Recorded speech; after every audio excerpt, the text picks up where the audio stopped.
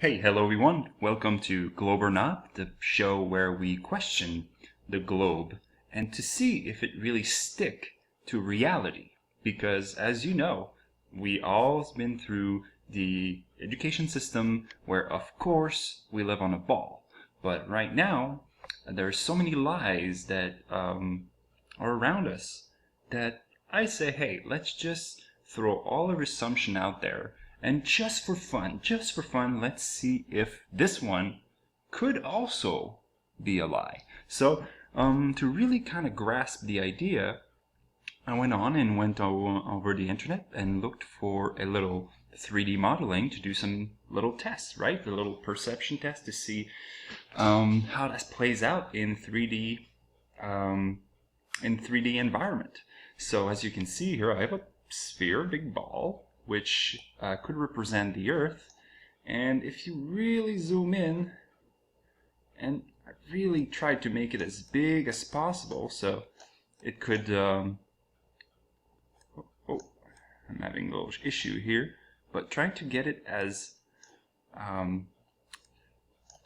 big as possible on the model and put a little airplane in there because, as I mentioned in prior episode, I used to be a flight attendant.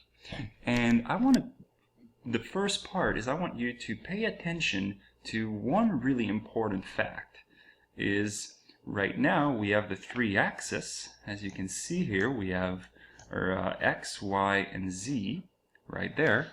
And at the bottom here on the X here we have an infinite plane. And as you can see, no matter how high I go, the infinite plane is always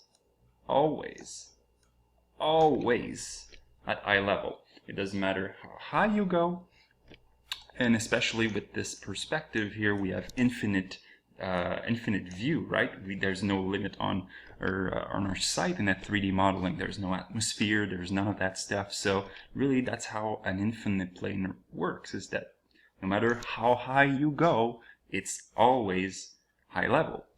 So even if we play here with the little here, so this is going to be how we play around it. So just for fun, let's go back to our little plane around here. Let's try to find it back because I try to make it as little as possible in relation to the sphere, and of course it's not to scale, but you know, if some of you are not happy, I'm gonna make it twice as big just for fun, or 10 times as big to illustrate the point, because it's always the same point. If you're above a sphere, okay, let's try to get as close as possible to that little plane. So if you're above a sphere, and let's say you take off, you're right here, and you take off, and imagine this here is the horizon on the ball Earth. Let's forget about the infinite plane at the back. So you take off, and look at what's happening to the horizon. It's falling. It's always falling. And as you go, all you can see is at the bottom you would see the ball horizon that would drop from your perspective. There would be no way that would be possible. Because as you know, when you go on a plane and you look out the window, and I know because I was a flight attendant, I did it every week, at least 2 or 3 times. I was going Montreal to Cancun, Montreal. You take off, you look at the horizon, and it just follows your eye line. It always like this, and I just did Vancouver, Montreal, and I just paid really attention, and that was the case. It's always high level. Now, as I was putting this little airplane here, guess what I did? I went on to Flight Simulator, and I was curious, how do they do it? You know, if you have to do Flight Simulator, how did they do it over the ocean? Well, check this out. We're on Microsoft.com, and let me read this here. The RQD algorithm, as published, is really intended for flat Earth terrain, where the sea level elevation reference is assumed to be an infinite plane. Since Flight Simulator model the Earth's curvature, we had to modify the algorithm a bit. The main object is that the unmodified RQT tend to eliminate nearly all the mesh vertex over large open expanses of ocean, which is interpreted as being completely flat. Now, if you were going to create a model of reality and you're doing around the ball, but it doesn't work over the ocean, you have to make it a plane. So, I gotta tell you guys, this and gals, this doesn't make any sense. This is not a positive proof for the globe. So as I was going around and looking at my my little tab to see, okay, is that a proof for a globe, or is it not a proof for or against, or it's definitely a proof that it's not a ball? I gotta tell you, this doesn't look good. No matter how you go around it, you can't explain why when you take off, the ball Earth doesn't go down. And if you're not happy with this example, I'm going to make it 10 times as big. Okay? I'm going to do another one. If there's people in the comment who think that it's just because it's not big enough, I'm going to do it for you. I'll be happy to do it.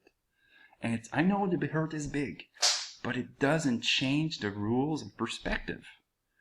So, as you can hear, I'm pretty excited about this. This is just, I can't believe I've never seen it before. Okay, so enough for my rant. Let's look at our board and see where that leads us. So let's look at our scorecard once again.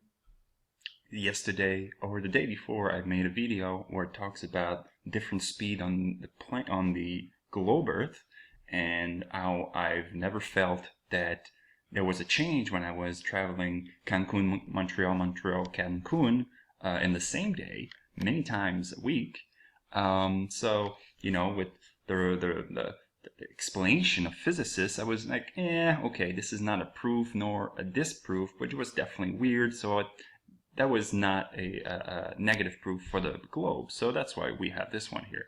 But the one I did today, I've put a proof that it's not a globe, and I have a hard time believing I'm saying this, but I'm calling out all the debunkers out there.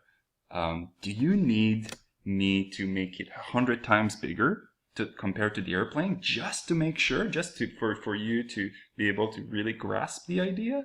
Because I'm losing my mind here. This is not a proof that it's a globe at all. It completely disproved the globe. I don't know what I'm on right now, if that's true, but there's a lot more research to do. So thank you so much for listening. Thank you for subscribing to this channel. Thank you for following this journey, and I'll see you soon. Take care.